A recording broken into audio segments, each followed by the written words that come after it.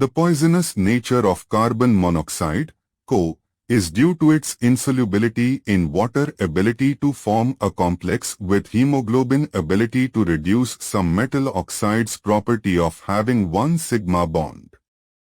Explanation. Correct answer. The poisonous nature of carbon monoxide, CO, is primarily due to its ability to bind strongly to hemoglobin in red blood cells.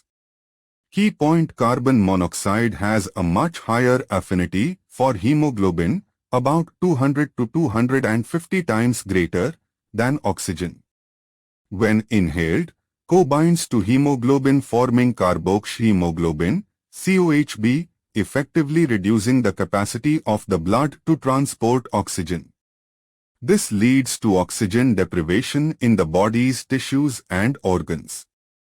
Additional information. Symptoms of carbon monoxide poisoning include headache, dizziness, nausea, weakness, confusion, and in severe cases, unconsciousness, coma, and death.